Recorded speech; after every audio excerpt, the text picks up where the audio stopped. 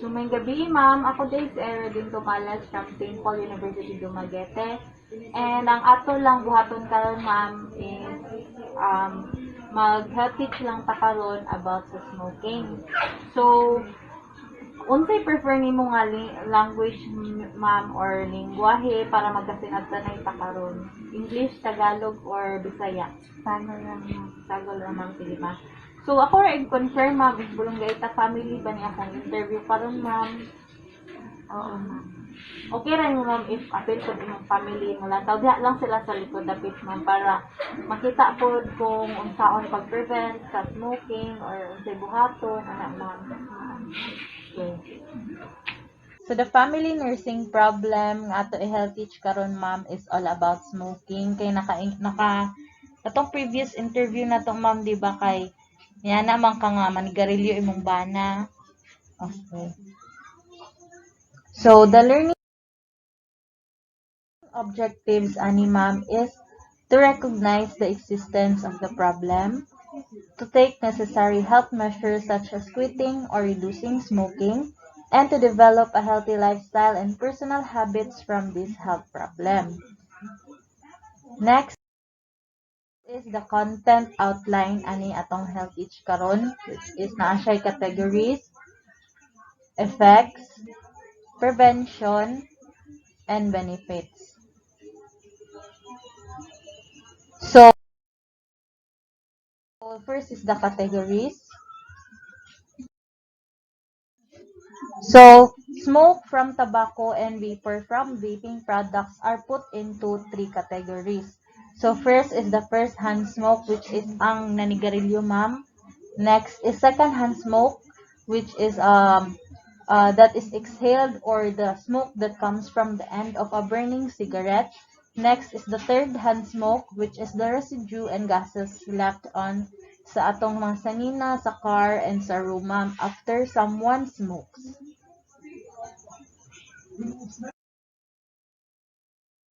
Next is the effects. So, naalang Thailand taon, ako ipakita ni mga video, ma'am, nga para masabtan kung unsay effects sa smoking sa atong kalawasan, ma'am.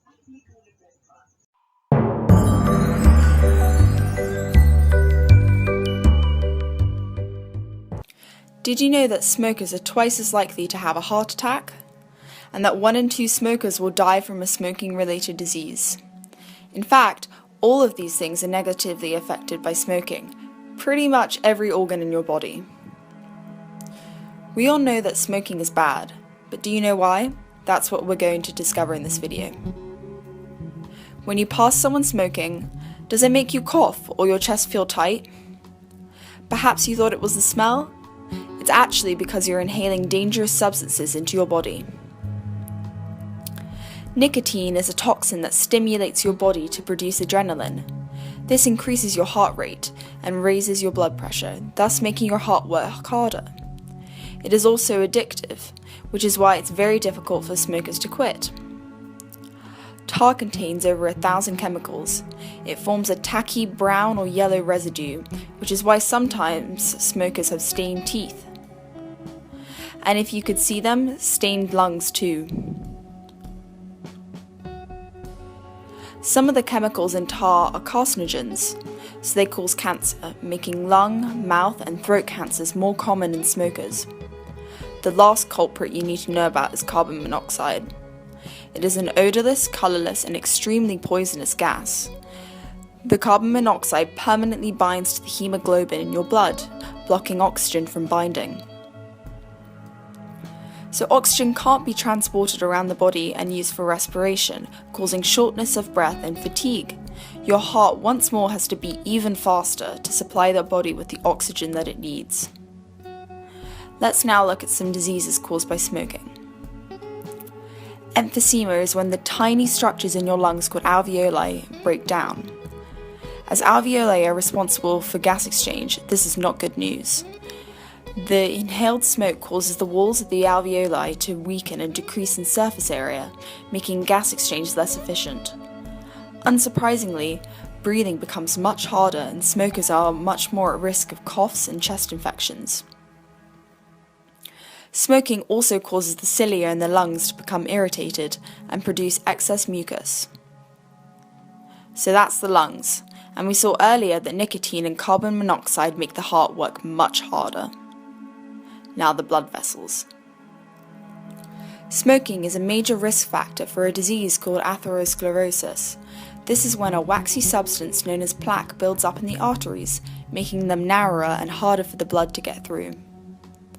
This then reduces blood flow to all parts of the body. It can affect any artery in the body and will result in different diseases developing. Plaque building up in the coronary arteries, so the ones that transport oxygen-rich blood around the heart, can over time cause a blood clot to form, which cuts off some of the heart muscle and causes it to die. This is the most common cause of heart attacks. To learn more about heart disease, watch this video.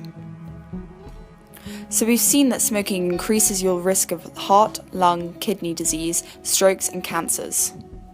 Smoking can also make your bones more brittle and so more likely to break.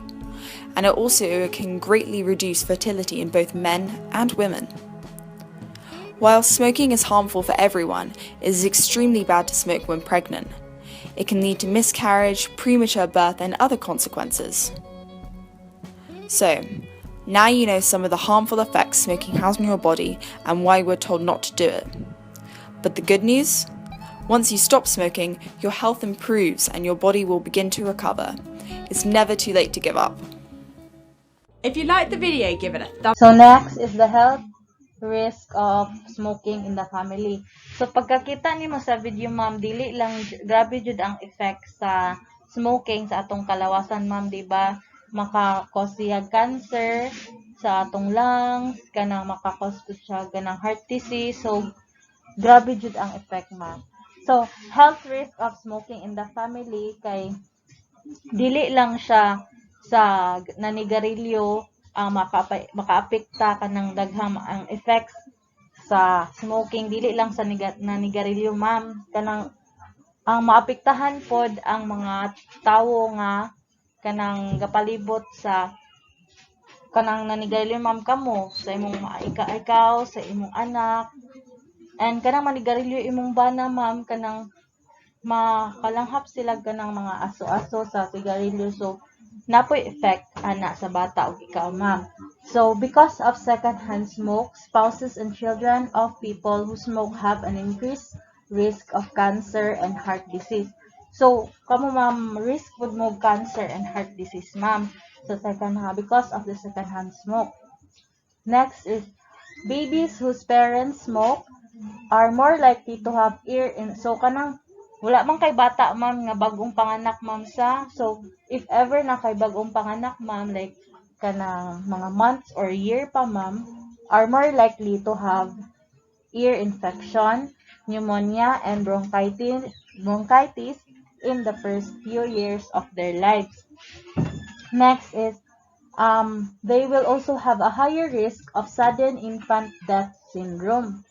Next is napoy possibility ma'am nga ma-smoker pod imong mga bata in the future kay makakita sila sa imong bana nga ay okay ra dagay ni kay nani pod akong papa, so basig okay ra ni manigarilyo pud ko. So nadyo'y possibility ma'am.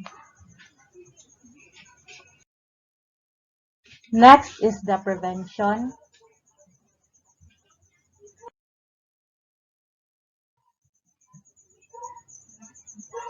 So how to prevent?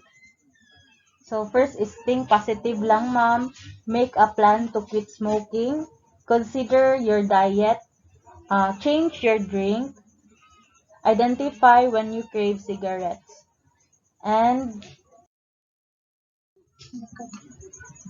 next is get some stop smoking support. If friends or family members want to give up, to suggest to them that you give up together.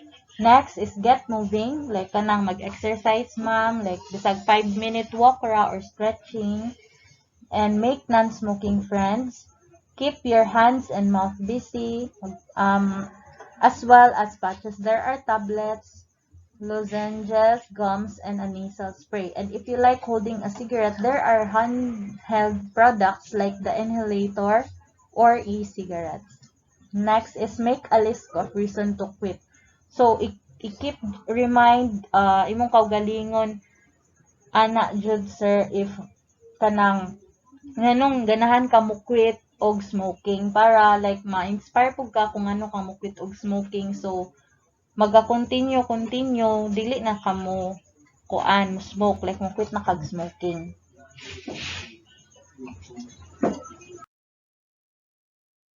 Next is the benefits of quitting smoking. So your body transforms when you stop smoking. So in 20 minutes your blood pressure and pulse rate return to normal, oxygen levels in your blood return to normal, carbon monoxide has been eliminated from your body within 24 hours, your lungs start to clear out mucus and other smoking debris.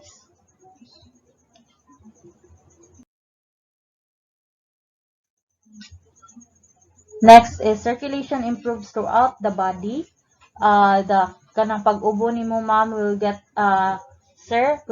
better, and your heart attack risk reduced by half, and by 5 years your heart attack risk falls to about half that of a smoker, or 10 years risk of lung cancer falls to half that of a smoker.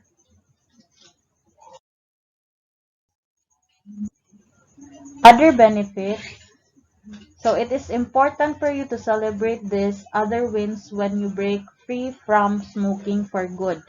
So better smelling clothes, less stress, and more money.